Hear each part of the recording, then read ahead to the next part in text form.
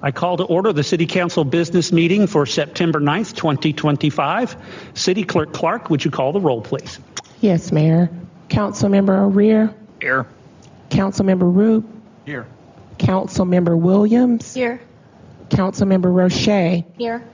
Councilmember Pinkerton. Here. Councilmember Hutchings. Here. Mayor Shoemaker. Here. Please rise as you are able and join in the Pledge of Allegiance. I pledge allegiance to the flag of the United States of America and to the republic for which it stands, one nation, under God, indivisible, with liberty and justice for all.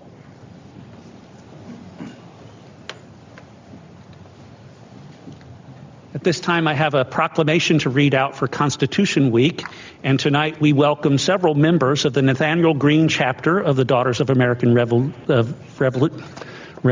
the Daughters of the American Revolution. I'll get that right. The DAR. They are here, and they are the ones who request this proclamation every year, and we're quite happy to do this.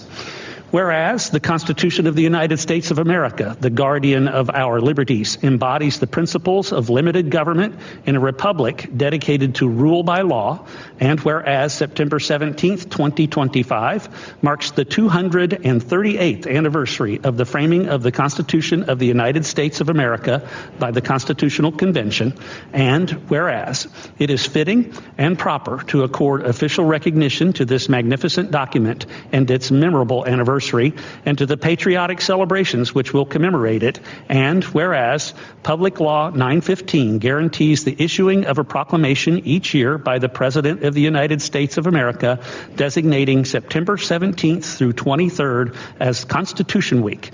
Now therefore, I, Paul Shoemaker, Mayor of the City of Simpsonville, do hereby proclaim September 17th through the 23rd, 2025 as Constitution Week in the City of Simpsonville. We ask our citizens to reaffirm the ideals of the framers of the Constitution had in 1787 by vigilantly protecting the freedoms guaranteed to us through this guardian of our liberties.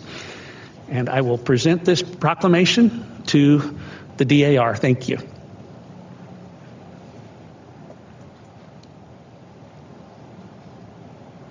Thank you for being here.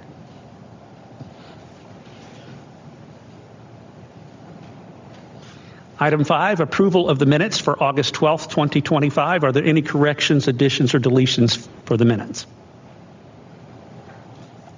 Hearing none, those minutes will stand approved as written.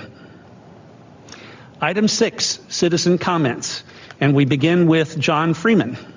Mr. Freeman? Council, I appreciate what you guys do.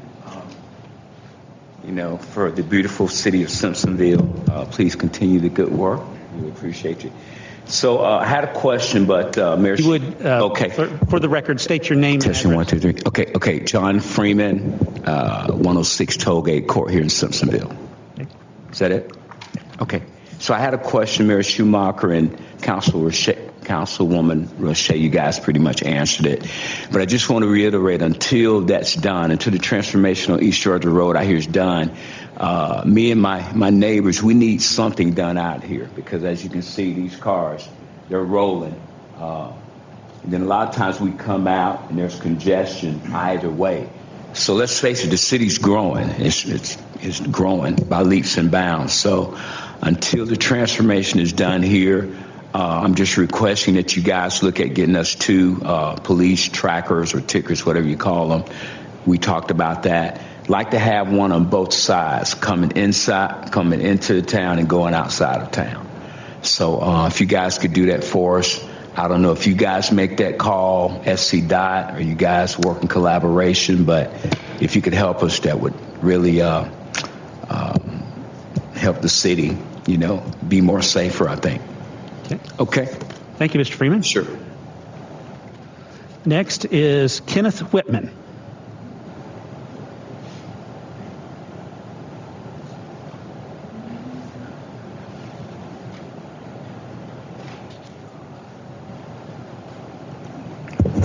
I'm Kenneth Whitman, 305 Tollgate Road, Simpsonville, South Carolina. I live in the Cedars. My concern is the same thing it was back in June, like John's, traffic problems. I would just like to reiterate what I said in June about the speed limit signs, the radar kind. There are 3 or 4 of them around the city, different places, that they're doing a good job. They need to stay there. But we could use maybe 2 out here, one down here and one down here, strategically located to slow people down. Because radar and that thing flashing in your face, first thing a person does is put your foot on the brake. But because people come into town where it's 35 and they're doing 45, 50. They get down here where it's 25 and they're still doing 40, 45. Going out of town likewise. When they come out of that light and down there, it's just pedal to the metal, and then away they go. And I hadn't had any kind of response or anything back from anyone concerning what I mentioned in June. And also, as a footnote, the acoustics in here, I don't know what's going on, but the fans and the HVAC out here sounds like Pentecost, a mighty rushing wind. Thank you. Thank you.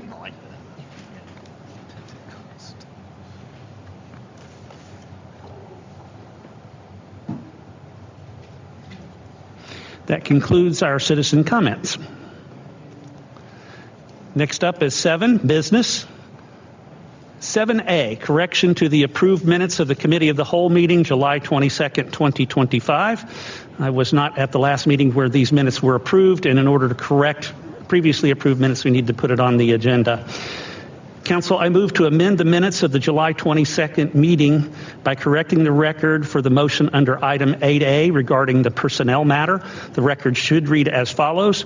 Motion by Mayor Shoemaker to place on the next business meeting agenda the appointment of the individual selected by City Administrator T. Coker as Finance Director to also serve as City Treasurer in accordance with City ordinances. Second. I have a motion from the Mayor with a second from Councilmember Pinkerton. Any discussion? Hearing none, I'll call for the vote. All in favor signify by saying yes. Yes. All opposed signify by saying no. That motion carries by a vote of 7-0.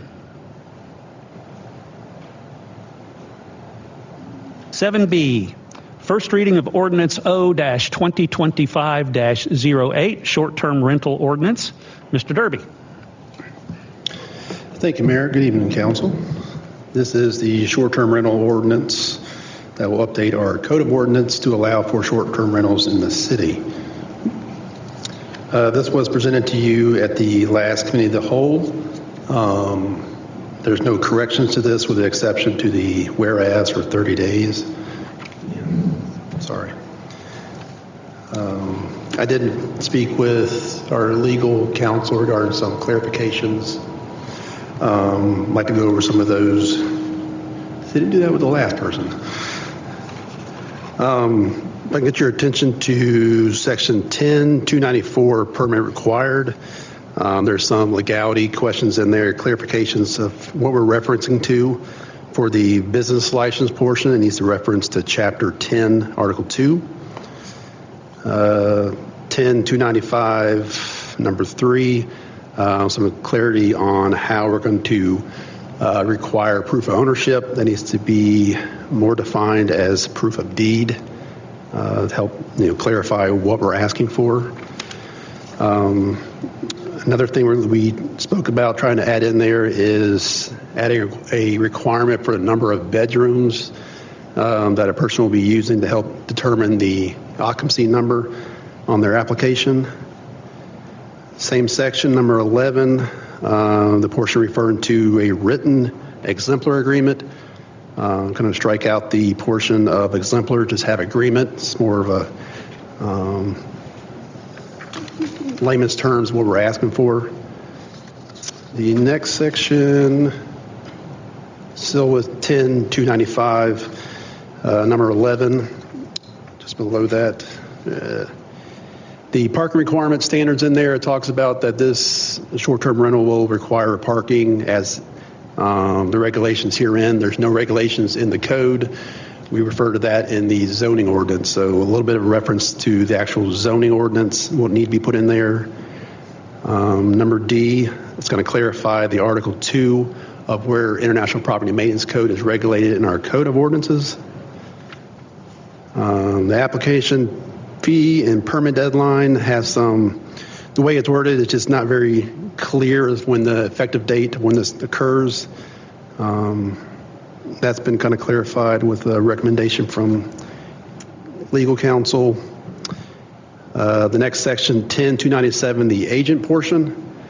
As part of serving notice to the agent, it's being recommended that to have service upon short-term rental agents of any notice or summons from the city shall constitute service upon owner or record. And the last section, the appeals, it needs to mimic what state law requires. So there's more clarification in that. That was not presented to you at this time. What was presented to you is what went through committee of the whole. But these are things that need to be discussed as we move forward for the first reading. I can answer any questions you might have. Thank you, Mr. Derby. A motion is in order. Councilmember Roche. Mayor, I move that council approve first reading of Ordinance O-2025-08, short-term rental ordinance. Have a motion from Councilmember Roche with a second from Councilmember Roop. Discussion? Councilmember O'Rear. Yeah, well, I listened to all that. It didn't cover the two things that I was concerned about in here. And the first is 10295 A8. My concern there about the properties located in homeowners associations getting a written confirmation. I think that needs to read a written certification of the short-term rental agent that for properties located in a neighborhood with an HOA that the covenants and bylaws of the neighborhood permit short-term rentals. In other words, let the short-term rental agent go to City Hall, go online and find that out for themselves instead of trying to hunt somebody down. So I'm going to make a motion here in a second to change that. And then also Section 10297E. And what I would like to see there is the owners may change their designation of a short-term rental agent temporarily or permanently. However, there shall always be one such agent for property at a given time, not one such agent and only one such, because there's too many scenarios where the owner and the one and only agent could be incapacitated, whether it be via travel, sickness, or whatever. I just think it, as long, because I know there's other verbiage in here about those agents being known to the city, and as long as they're known to the city, then I think that should happen, because I just find too many scenarios where it'd be easy to for two people not to be available. So at this time, I'd like to make a motion to change section. So Mayor and Council, I'd like to make a motion on O2-20258, Section 10295A8, to read a written certification of the short-term rental agent that for properties located in a neighborhood with an HOA that the covenants and bylaws of the neighborhood permit short-term rentals, and also change Section 10297E to the owner or owners may change their designation of a short-term rental agent temporarily or permanently. However, there shall always be one such agent for a property at a given time. Here's a second. Second. Have a motion from Councilmember O'Rear to make an amendment, or two amendments, and second from Councilmember Roop. Discussion? Hearing no discussion on the motion to amend, all those in favor signify by saying yes. Yes. All opposed signify by saying no. That motion carries. That motion to amend carries by a vote of 7-0.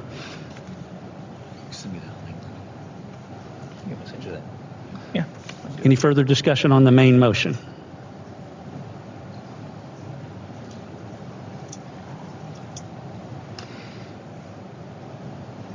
On the motion to approve first reading of Ordinance O-2025-08, short-term rental ordinance, as amended, all those in favor signify by saying yes. Yes. All opposed signify by saying no. That motion carries by a vote of 7-0. I got one more. Item 7C, first reading of TX-2025-02, miscellaneous refinements to the zoning ordinance. Mr. Derby, would you summarize, please? Yes, sir. Thank you. Council, this is the zoning ordinance section of the short-term rental. This allows us to define short-term rentals and what zoning districts this will go into. Your meeting package is still the same from the committee. The whole does have the red text in there. That was recommendations from from Planning Commission. Nothing has changed since the committee of the whole. Thank you. Motion is in order. Councilmember Williams. Council Mayor, I move to approve the first reading of TX-2025-02, miscellaneous refinements to the zoning ordinance. Second. From Councilmember Williams with a second from Councilmember Hutchings. Discussion? Councilmember O'Rear. Just one item on this one, and I know Mr. Derby and I have spoken about this because I truly still don't understand why this is in there. So I'll just go ahead and make a motion, Mayor and Council. I make a motion to amend TX-2025-02, Section 3.2.44A5 to delete the second paragraph. I don't understand why someone has to have their driveway paved or their parking paved in order to have a short-term rental. There you go. Point of order. Could you repeat your motion? Motion is to amend TX 2025-02, Section 3.2.44A5 to eliminate the second paragraph. Second. Have a motion from Councilmember O'Rear with a second from Councilmember Roop to amend this item. Discussion? Councilmember Roche. Mine's more of a question for Mr. Derby. What is the value in having it be paved? What was the thinking behind that we would want that to be that way?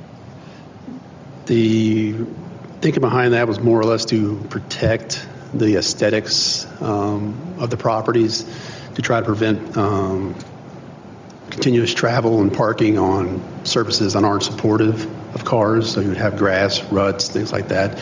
We didn't want to encourage that by allowing that throughout the city. Would this also prevent on-street parking if they have multiple vehicles? What do you mean by?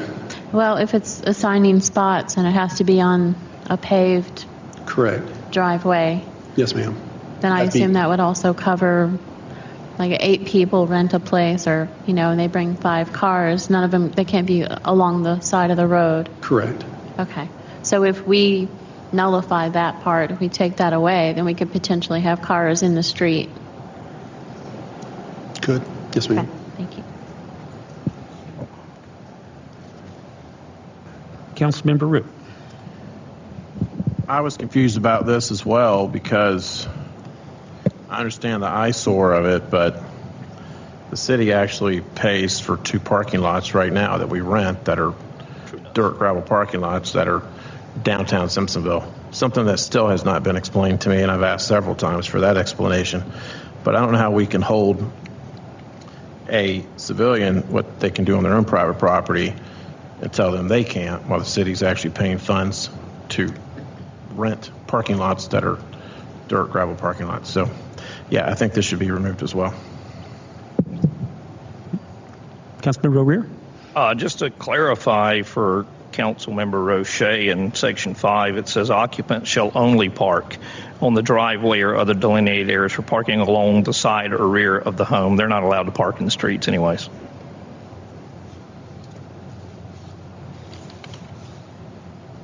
Council, if I could follow up on that one and ask Mr. Derby if do you have this in front of you, the specific paragraph? So Councilmember O'Rear has pointed out that the first paragraph specifies occupants shall only park on the driveway or other delineated areas. it seems to me like that says you can't park on the lawn. Right. So I'm kind of with Councilmember O'Rear. I'm not sure why we need the additional wording. Any further discussion from council?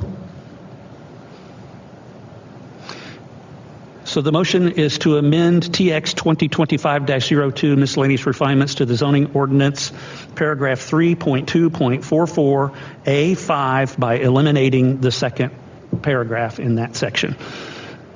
All in favor signify by saying yes. Yes. All opposed signify by saying no. That motion to amend carries by a vote of 7-0. Any further discussion on the main motion as amended? All those in favor on approving first reading of TX-2025-02 miscellaneous refinements to the zoning ordinance as amended signify by saying yes. Yes. All opposed signify by saying no. That motion carries by a vote of 7-0.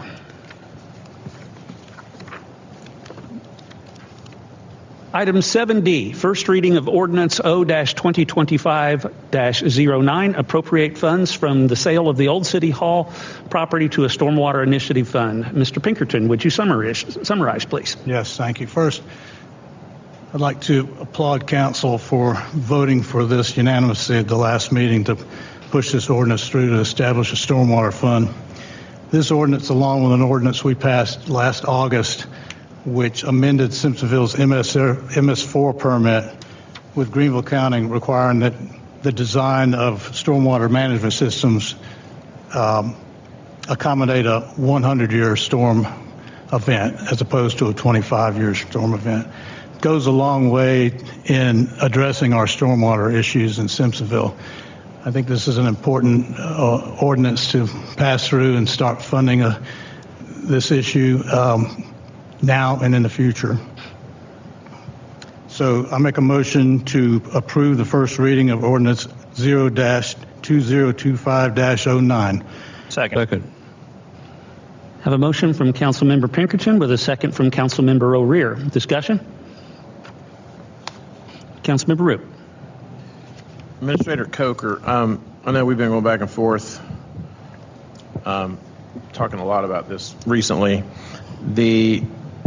Thank you for your efforts, by the way, to get the study back that I requested last meeting from the study that was done from North and South Almond. I think I read this email a week and a half ago. It was around $900,000 to fix those together. Is more like 1.1. Okay, that's the current estimate. Okay, so these monies would almost cover that project, almost. Minus what we may, and that's my follow-up question, what could we potentially get from FEMA toward these, or any other funds that you might want Great question. Yes, sir. So we anticipate 75% from FEMA and with a 25% local match. However, we have biweekly meetings, and so I guess a month ago, 4 weeks ago, a representative from the state indicated that there is an effort on a state level to cover the remaining 25%. So, but at this point, we're not sure. That's not a guarantee. If those dollars if 25% does come in at the number, how much of that 1.1 million would the city have to come up with as part of this 840? Like 275, something like that. So we could actually fix that area plus others with this city property. We could make a big dent. Okay, thank you. Sure. Councilmember O'Rear. Yeah, it won't be long. I think this is a great idea. I think beyond traffic stuff, the number 2 issue in the city of Simpsonville is stormwater, and this is a great place to start to have a separate fund for stormwater. We did sell a property. That's another story. But we do have money to start a fund that can, and like we talked about, you can't pick every job off tomorrow, but you can start picking them off as we go and show results for the people of Simpsonville. So I'll be happy to vote yes for this. Councilmember Hutchings. As I said in the last meeting, I think this is an excellent idea. This will be one more step in the direction of hoping to solve our stormwater problems over the time. I know this won't be the ultimate answer, but it will be another step in the right direction, and I appreciate this opportunity to do this. Council?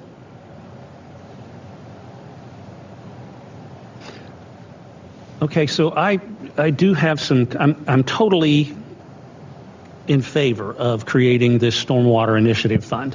I do have some concerns about the dollar amount. The 830 and change that is from the old City Hall sale, plus another $250,000 that we budgeted for stormwater that's in our annual budget, puts us at $1.1 million in funding for stormwater initiatives. And that number that's a big number. That's 3.6% of our annual budget. It is 9, close to 10% of our general fund as it stands right at the moment. I think taking 1/10 of our general fund when there is a generally accepted standard that you should have 2 months on hand in your general fund for the operation of the city, which comes out to $3 to $4 million. And we know that we don't get tax revenues until January, February, sometimes even March. I know we got into March before we got those revenues turned over to us for the last fiscal year. So we know we draw our general fund balance right down on that generally accepted recommendation of having a couple of months of operating capital in our general fund. So I'm concerned about putting quite so much in the fund right at this moment. I guess what I'm saying is I would prefer that it's hard to back it out of a fund like this if we needed it for something else. If the economy turns around on us or for some reason we have less revenues than we expected, it's hard to back up out of this fund. We budgeted $250,000 last year. We did not spend that money, and it rolled back into the general fund. So I think there's $250,000 there. We budgeted $250,000 for this year. I think it would be more appropriate to initially fund this at $500,000. That would cover the matching amounts for the North Almond and South Almond culverts. And we can kind of see where our revenue goes, and if later this year we think we need to pump up this fund a little bit more, I think we could then add to it as long as we see that revenues are going fine. Certainly could also do that as part of the budgeting process next year. The 250 is not a magic number. It's just a number that we choose. So if we want to add additional money at that time for the budget for the next fiscal year, I think that would be a good time to consider it. So, members of council, I move to change the funds to be appropriated to $500,000. Do I hear a second? Yep. Have a second from Councilmember Williams. Motion from Mayor Shoemaker with a second from Councilmember Williams. Discussion? Councilmember Pinkerton. Yes, sir. I appreciate your concern. I will say that we, at least based on the records I go back to, we do get revenue in the next few months. It certainly doesn't offset the amount that we spend. However, in the last few years, it's always drawn down to a very minimum in your December report. Then, of course, you're right, funds start rolling in heavily in January and February. But I am opposed to reducing the amount because we have an opportunity to use these funds to put something to good use. And I'm afraid that if we lower it down, that we'll never get back up again. I'm not sure I share your concerns as much based on what I see in the revenue over the last few years. Last year, we spent quite a bit of money at the end of the year on cleanup, and we survived. It wasn't offset by anything except for funds what we might get from FEMA. And I understand that we're still owed, $1.3 million or so from FEMA at this point, as is. That could come in tomorrow. I don't know. So there are funds out there that we spent last year that we haven't received revenue on that we could before the end of this year. So I would prefer to keep it as my original motion. Councilmember Root? So does the $250,000, just so I understand, it's rolled over that we didn't spend last year, is that earmarked only for? No, it just went back into the general fund. Mm-hmm. So we don't necessarily have to approve those $225,000 to approve Councilmember Pinkerton's motion, correct? They're not tied to each other. This is spending the $840,000. It's not guaranteeing that we spend the $250 from last year this year, correct? That's correct. So we could keep that in the general fund, still pass this, which I'm for, and keeping the $250 in general fund to see where we stand maybe mid-year next year to see if we want to put that toward another project or if we need to use that for other funds. So those two are not tied to each other. Thank you. I think that it's all one bucket of money. There's no tie to it. In fact, the way this item is titled, from the sale of Old City Hall, once we put it in the general fund, it's just general fund. It's just one bucket of money. So we're taking money out of the general fund to fund this. Again, it's a matter of, I'd just like for us to be a little careful. Maybe later in the year we can revisit this, and if we want to add more money to it. I don't think that there's any crystal ball that says that things are going to keep rolling or that things won't keep rolling either way. I just think that my preference would be to err on the fiscally conservative side rather than viewing these proceeds from the City Hall as some kind of found money. I would point out that at the time that we discussed the sale of City Hall, the discussion was to take those dollars and roll them into the downtown revitalization project.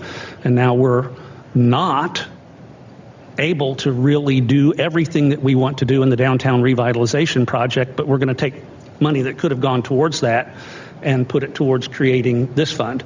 I'm not saying this is a bad idea. I'm just saying that this isn't just, oh, look, we found $840,000. This was something we've known about since 2021 and had other plans for.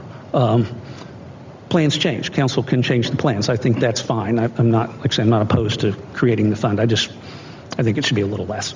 So, Councilmember O'Rear. I understand the sentiment, I sure do, but I also know this. If you don't have a stormwater initiative fund, then you don't guarantee the money for stormwater. We've watched from a federal level what the federal government does to Social Security. You know, it's close to insolvency after how many years, 80 years of people putting into it because they keep borrowing from it. And that's a way to ensure that we don't borrow from it is by putting it into the initiative fund now, specifically for stormwater purposes, because like I said earlier, that's the number 2 issue in the city, according to practically everybody. So I think we need to move this money in there and make sure that's what it goes for, and I think we need to do it the way Councilmember Pinkerton has asked for. Thanks. Council? Councilmember Roche. I have a question that I think is for the city administrator. Since the $250 that we had allocated wasn't spent and it rolled back into the general fund, if we don't spend this $836,658, will it also roll back into the general fund a year from now? I'm not sure I understand the question. Are you asking if we create the stormwater initiative fund, the money would just stay in there until it's spent on stormwater initiative? It would stay in there and earn interest. Right. But it wouldn't revert back to the general fund. Okay, that's what I needed to know. Thank you. Council? So on the motion to amend the amount to $500,000, all those in favor signify by saying yes. Yes. All opposed signify by saying no. No. That motion fails by a vote of 1 yes to 6 no's. So on the main motion, is there any further discussion? Councilmember Williams. I just want to say, being in favor of putting the money into Stormwater Fund, because even with the amount of money that is needed for South Almond and on that side of town, there's a lot that needs to be done on our side of town too. And I think that money is going to definitely come in use to help with a lot of the stormwater over the whole city. That's all. Councilmember Pinkerton. You're absolutely correct. The poinsettia, basically Ward 1 issues are there, but there are issues all over, and I didn't write this up or intend for it to be to that specific item. It's up to council to vote on these things. So the more we can put into it and do stormwater work and improve stormwater issues throughout the city is the goal here. Councilmember Roche. I too am in favor of allocating this money, because we all know if we don't allocate it, it's going to get sucked into the general fund, and there will be something else that will demand that. And if we really want to address this issue as it needs to be addressed, we need to allocate fund, and we need to be proactive about getting that stormwater study started. We already know that when we do the traffic realignment right here on Curtis Street, there's going to be drainage issues that we have to address as part of that. We know what's coming, and I like the idea of allocating this. Council? Administrator Coker, just a clarification on the $250,000 that's budgeted in this current fiscal year. That would not be part of this Stormwater Initiative Fund. Is that correct? That's correct. So we would have $800,000 and change in the Initiative Fund plus another $250. Correct. Okay. And if we don't spend that $250, then it would, at the end of the fiscal year, would roll over back into the general fund. Correct. Okay. Mr. Hughes, I have questions regarding one part of this proposed ordinance that talks about on or off city right-of-way, and I'm concerned about, that's in Section 2, Item 3, I'm concerned about three things. First, the kind of you touch it, you own it aspect of the city undertaking work on private property. So on that first concern, can you discuss that as a legal, what the legal ramifications are of that for the city? Sure. So the city is prohibited from using public tax dollars on private property, to expending it on private property. So we could not go on to someone else's property, use taxpayer dollars from the Stormwater Initiative Fund to make stormwater repairs. So that piece of this ordinance really then needs to come out, is what I'm hearing you say. And that's not my only concern. Either we could come out, or we could clarify, or the language to require an agreement with the property owner to allow the city, either through a easement or license agreement, to go onto the property. So if it's a permanent stormwater pipe, then we need an easement agreement. But if all we're doing is cleaning out a ditch for someone, then we could just be fine with just a license agreement with permission to go on the property. But if we got an easement on that ditch, then we could. So correct. As long as we get an easement, then this would be okay. That's correct. Okay. All right. If the do we need to include easement wording in the ordinance itself?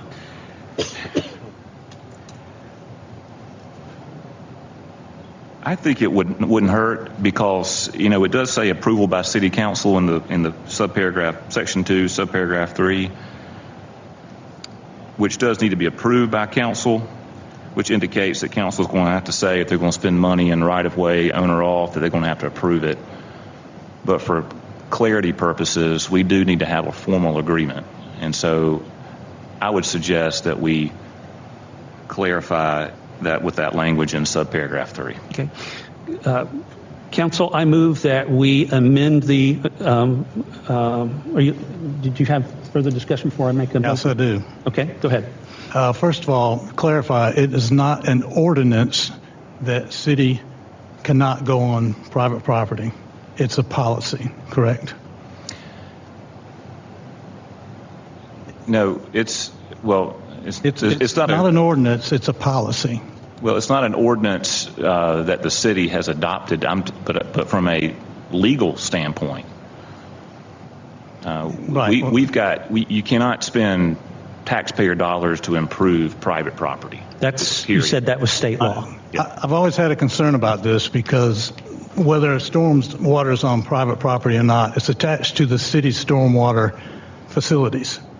So what you're saying is if it's on the owner's property, assuming it doesn't have an easement, then the owner could take the stormwater pipe out at his whim, and then your street system would not work. I've always been told that this was a policy. It's not, and policies aren't law. Okay. And I know, looking at some of the city maps, that some stormwater in people's yards do have easements, some may not. You just basically have to go to every tax map and try to figure that out. The reason why I put that in there, written that way, because it's a policy, and we do have certain issues, and it could come up, where the city could take the opportunity to fix stormwater problems. It might be on private property, but it affects the stormwater system that the city owns. So again, it's to me kind of a weird catch-22 that if there was a stormwater pipe in my yard, actually I have a stormwater creek in my yard, and what you're saying is true, then I could dam up the creek. So it's yeah. I'm going a little bit overboard there for you, Paul, but frankly, Mr. Mayor, the issue is a policy, and I don't see why it would be an issue to be able to fund taking care of the city's problems, if they are one. So my understanding of, having a culvert on your property or a creek running through your property, that you can change anything you want on your property, as long as it's not covered by an easement or some other legal agreement. You can change anything you want as long as your changes don't change the flow of the water for your neighbors. So if you took out a culvert and you made things worse for your neighbors, or if you added a culvert and made things worse for your neighbors, you're going to be in violation of the law, is my understanding. So it's not quite as simple as saying, well, because somebody has a culvert that runs underneath their property, the city should take that on, and that would be fine for the city to take that on. I think that you could crush the city finances by taking on undocumented stormwater culverts that exist, particularly under Poinsettia. Poinsettia has a lot of them because of the way that neighborhood was built, at least the older part of Poinsettia. So I know that exists. But I also I very clearly heard the city attorney saying that it is a matter of state law that we cannot make improvements on private property using tax dollars, unless we are doing something that we get an easement that covers us, that would then allow us to have that access to maintain those improvements or make, changes to those things. So that is my opinion. Yes. So, Councilmember Hutchings? Mayor, is your amendment to eliminate that phrase whether located on or off city right of way? No, I have not made a motion for an amendment at this point. We're still discussing.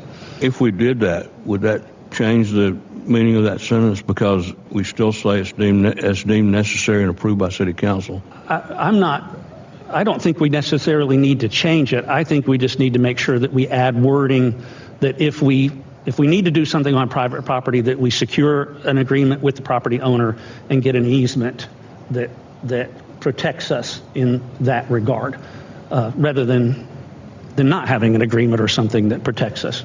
Councilmember Roche? I was going to ask, aren't all of our culverts and stormwater pipes in easements? I know the city has, I think it's a 10-foot right-of-way in front of the property. I couldn't. I'm sorry, I didn't hear all your question. I think. Go ahead. If you repeat it, please. Yeah, I'm saying I know that the city has a right-of-way. I think it's 10 feet from the road, on the edge of private property already, and that's usually where we have our stormwater drains. I can't imagine that a private citizen could go dig that up, as was suggested. Yeah, most of our stormwater should be within the right-of-way, and we would have within the right-of-way a prescriptive easement to do the work to improve it, make repairs. The concern, the mayor, I think, is with if it's out of the right-of-way, if we need to make improvements to our current stormwater system that would require the city, Public Works, to go on to private property, then at that point we need to have an easement agreement. I think that is. That's where I'm headed. Yeah. Yeah. I'm wondering if the conversation about the wording is even germane to the actual item. I think we're appropriating funds, and I think that if we're going to tackle language, we probably need another item on another agenda. The language is part of this ordinance, O-2025-09, so I think the language is in play. So, Council, I move to... I had a comment. Oh, I'm sorry. Councilmember Rear, I'm sorry. You did. Thank you. I guess the biggest thing I have is really around the whole right-of-way thing, because we've had discussions about right-of-way on different issues here. The right-of-way in most areas, I'm imagining, is private property. It is in my yard. It's private property. In other ordinances, the city is allowed to make money off of you if you put a sign up in the right-of-way, but the city can't spend money for something that's in the right-of-way, which is private property. So I'm kind of confused as to what. It's like a blur of the line between private property right-of-way, which are the same thing, but how they're treated in different, because Councilmember Pinker and I actually visited a yard on Poinsettia Drive that I think the damage was done at if I'm remembering correctly, at the end at the creek, but the stormwater was coming in from the city's domain. That particular homeowner can't touch it because, like the mayor said, that's if it interrupts flow or anything like that. But then here we are. The city can't touch it either because they can't spend money because that's out of the right of way. That's practically in the guy's side yard. So now you've got a culvert that can't be fixed by law. He can't fix it because it's almost certainly going to alter flow. That's what it needs to do. But then the city's not going to fix it because it's out of the right of way on clear private property. So now you've got a damaged pipe that's older than me that no one's going to repair by law. No one. So I don't understand the whole right-of-way thing because it seems like it applies differently in different ordinances as to when the city exercises its domain of the right-of-way and when they don't. So I get the concern here, but like I said, I've just given you a scenario where it just can't be fixed by law on both ends. So at some point, maybe we can get the easement from the property owner in a rare case like that to access the entire yard. But according to, if I don't want to put words in your mouth, even with an easement, we still can't spend money on private property. Okay, that's why I didn't want to put words. So in that scenario, it can be done so long as everybody agrees. Yes. Okay. Thanks. Okay. Councilmember Roche? I would like to point out that in Mr. Pinkerton's memo, it does say on or off private, however that was worded. But in the actual ordinance that you would sign if we approve this, that language is not included.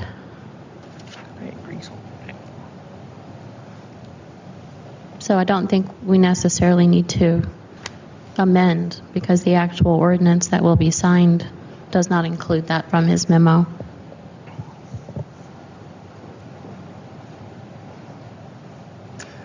Item 3 under Section 2, authorize uses repairs to existing stormwater issues, whether located on or off city right-of-way, as deemed necessary and approved by council.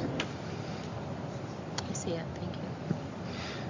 So, council, I move to direct the city attorney to develop wording to add a mechanism for getting easements when work is proposed to be done on private property. Second. I have a motion from the mayor with a second from Councilmember Roop to amend the ordinance. Discussion on the amendment. Councilmember Pinkerton. As mentioned, I guess there are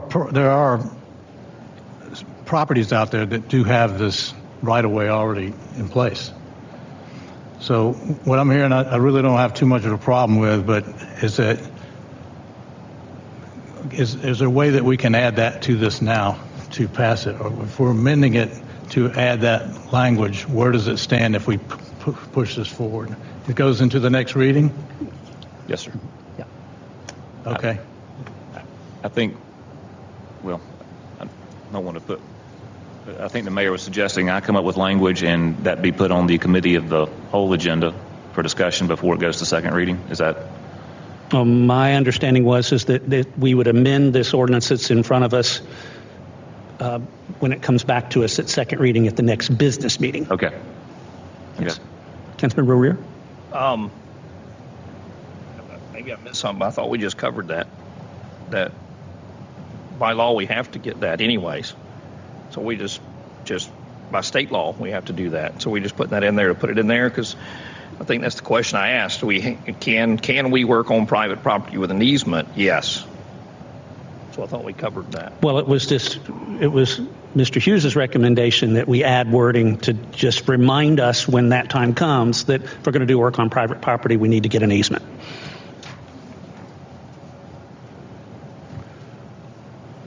That's correct. I mean, I've run into these issues before, and the city does need to be careful. And when Public Works goes to do their job, that they know that they cannot go on private property and do work without having the property owner's permission with an easement. So I think it's a good step for council to take to have some clarifying language within the ordinance to that effect. Any further discussion on the amendment? Councilmember Hutchings? Question, I couldn't hear all that conversation. If we change the language with this amendment, then it'll go to the second reading with that language. Is that what you said? Okay, thank you. Councilmember Pinkerton? Appreciate your concerns, but I guess I just don't want to get this tangled up somewhere where we have certain issues and we have people that have concerns and we have an opportunity to spend some money to fix issues on private property. And then we can't because of an easement issue. It's just kind of a strange thing. I know that, and we've had this discussion in council, that the streetscape drainage is getting ready, well, at some point in the next couple of years, tie into a city storms or a private storm system that I'll be happy to walk you through their yard to see what that looks like. It's completely destroyed. And now we're going to dump more water into it. So it's those sort of things that we get tangled up in. Please write up the amendment. We can take a look at it and see. I just don't think that we should lose the opportunity to take advantage and fix some problems that we have, even if it is off the right-of-way or off the city's street right-of-way. Thank you. Any further discussions on the amendment? Councilmember Roche? My question is for legal counsel. Do we need to address this wording now before we appropriate the funds, or is it something that we could do later? We're going to do it before second reading, and then before second reading, that's when the funding would be effective. Okay, thank you. The amendment. Motion to amend to add wording for the provision for easements. All those in favor signify by saying yes. Yes. Yes. All opposed signify by saying no. No. Have one no, so that's 6 yeses and 1 no. Councilmember O'Rear voting in the negative. So on the main motion, as amended, any further discussion? On item 7D, the motion to approve first reading of Ordinance O-2025-09, appropriate funds from the sale of the old City Hall property to a Stormwater Initiative Fund as amended. All those in favor signify by saying yes. Yes. All opposed signify by saying no. That motion carries by a vote of 7-0. At this time, we are preparing to go into executive session to discuss employee compensation and contractual arrangements. A motion is in order. Somebody can read that. Councilmember Roche. Mayor, I move that council enter executive session to discuss employee compensation and contractual arrangements. Second. Have a motion from Councilmember Roche with a second from Councilmember Williams. No action. Oh, I'm sorry. We have a motion and a second. Is there any discussion? All those in favor in entering into executive session signify by saying yes. Yes. All opposed signify by saying no. Motion carries 7-0. No action will be taken in our executive session except to A, adjourn, or B, return to public session. Council will not commit this public body to a course of action by a polling of members in executive session. City Council has voted to enter into executive session as allowed under SC Code 30-4-70, paragraphs A1 and A2 for the purpose of discussing compensation of employees and contractual matters. Upon coming out of executive session, Council may reconvene the meeting to take action on matters discussed in executive session, and I do anticipate that we will return to public session. We are now in executive session. All right, Council has returned from executive session, and we have one matter to consider that is before us, and I call on Council now for a motion. Councilmember Roche. Mayor, I move that council approve an authorization to the city administrator to expend funds to address equitable compensation concerns for certain city employees. Second. Have a motion from Councilmember Roche with a second from Councilmember Hutchings. Is there any discussion? And I'll call for the vote. All those in favor signify by saying yes. Yes. All opposed signify by saying no. That motion carries 7-0. That concludes our business for this evening. If there are no objections, we will stand adjourned.